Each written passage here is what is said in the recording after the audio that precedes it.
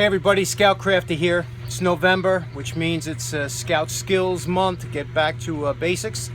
Today we're going to talk about rope, so come on and join me. Okay, when we talk about rope, literally thousands of different types of ropes. They start off as something as small as thread, and they go all the way, this is your thread here, and they go all the way up to string, twine, all the way up to rope. And if you want to have fun, go into a hardware store and tell the guy behind the counter that you just need a piece of rope. Watch his eyes light up as he tries to figure out what you're talking about. Depending on what you're going to use it for, every rope has a different purpose. Obviously, you wouldn't use a piece of rope that's thick or big like this for a clothesline. It's overkill. And you wouldn't use something like this for climbing. So every rope has its purpose. Years ago, this was a general purpose rope. They were made of manila or hemp, and they were low cost. They lasted for years. They're biodegradable. They still have their place today, again, because of the cost factor and the strength factor. But today with synthetic materials, we can really increase the strength of a rope, where this rope might be rated as much as this piece of paracord, which is over here. And paracord was developed for parachuting, and basically it's a tubular webbing that surrounds 7 pieces of this really strong thin string. It's a nylon string. They call it 550 cord because it's guaranteed for 550 pound strength. A lot of these cords are used for different purposes. Like, for example, these polyethylene or polypropylene cords, these are used a lot in the water or boating industry because they're waterproof, very lightweight, very strong. They have a good twist to them, and they will float on top of water, especially for water skis or something like that. So something like this is good for them. However, for the average person that's doing around the house work, these don't not very well. They're not soft in the hands. They're a little difficult to work with. They're good for long lengths, but not so much if you wanted to tie something up. So every rope has its purpose. These are just like their big brothers, the mountaineering ropes, but these are smaller. They're Commando ropes, and they're rated for very high pounds. Some of these could be 300, 400, 500 pounds, up to 1,000 pounds for something like this. And again, for a small rope, you get a lot of strength. So what would we use it for? It all depends on what kind of work you're using. If you're doing general tree work or something like that, you might want to use something like this. It's a cotton outside shielded with a synthetic inside, and it's very strong. It's braided on the outside, good resistance, good through pulleys, and something like that. Depending, again, on what you're using, it depends on what kind of rope you're going to choose. Today we're going to talk about how to cut ropes, how to store ropes, and the different benefits of each one. So let's go. Okay, many times when you purchase a hunk of rope or a hank of rope or whatever you get, a lot of times the end will already come pre-sealed, like in this climbing rope here.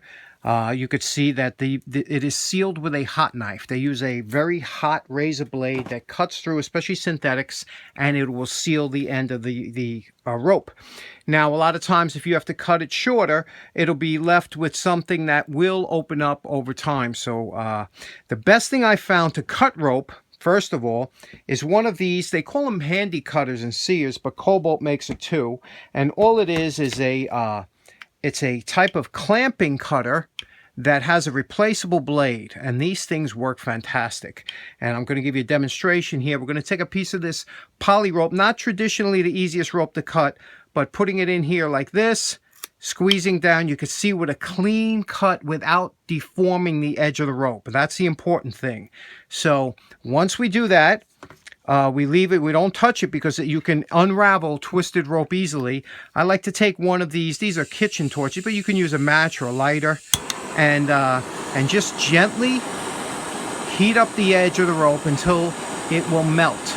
And when it does, and twisting it like this, and you can see it, usually if you can get it to go on fire like that, then it's hot enough and it'll burn back on itself.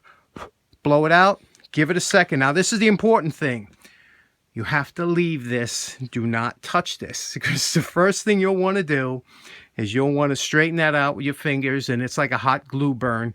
And we've all done that. Anybody that's handled a hot glue gun has burnt themselves. So just leave that a while until it cools off, and that'll seal the edge of your rope from coming apart. Now for non-synthetic ropes, and you can see what happens if you don't take care of your rope right away, it starts to fray.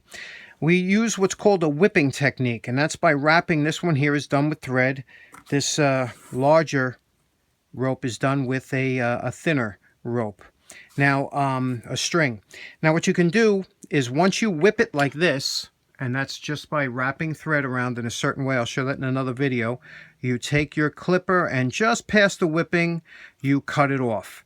And by doing that, you'll have a nice end like this that will not come out. That's a whipped rope is always nice to work with. And we're going to do this with the other end too. We'll go over here, and this is, you could see the whipping was in progress. I was showing this as a demo. You would cut it off right here at the end where the whipping is, and you can see how easy that cuts through the hemp or the manila. And what I like to do too is, before you cut this tail off, you can also dip this end in a glue.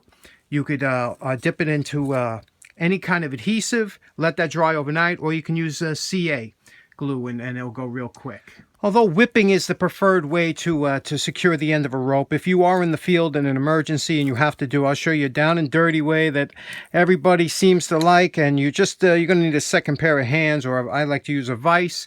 Tighten the rope in a vise, take a piece of electrical tape, and I like to work around, and here's why you need the vise or something to pull tight. You want to pull this electrical tape very tight around the rope and work your way back.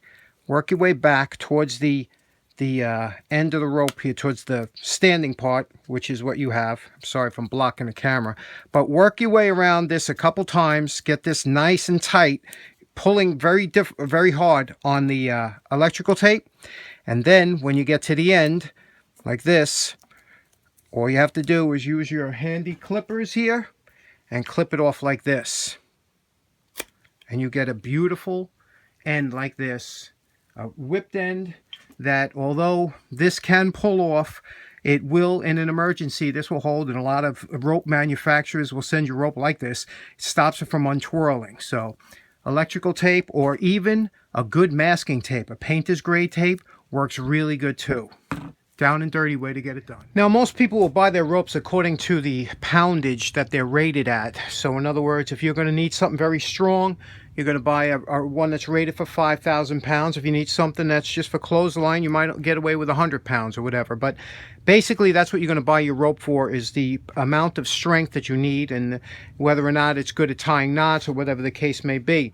The thing is that rope is expensive, and you want to store it and maintain it so that you have it for a long time.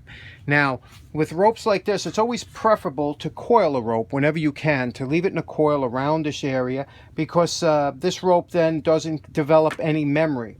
Now you can see this piece of rope here was stored in it with a knot in it, and you could see it developed a memory. So this now becomes a very difficult part to work with this rope, because it's always going to spring back as if it developed a memory. Same thing with these poly ropes. Now, when these poly ropes come in a package like this, they develop a memory along each one of these bends, and when you stretch it out, you get a little zigzag and whatnot. Not the best way to store these, because again, they develop that memory. Some ropes, even though they're this one here, this poly rope, it won't develop a memory because it's so soft and subtle and supple. And also the braiding makes a big difference too on the construction of the rope. So this one here, you can store it like this. When you lay it out, you won't even know that it was stored like that. What I like to do is I like to pick these kitty litter buckets around. They're always thrown out at recycle time, usually empty.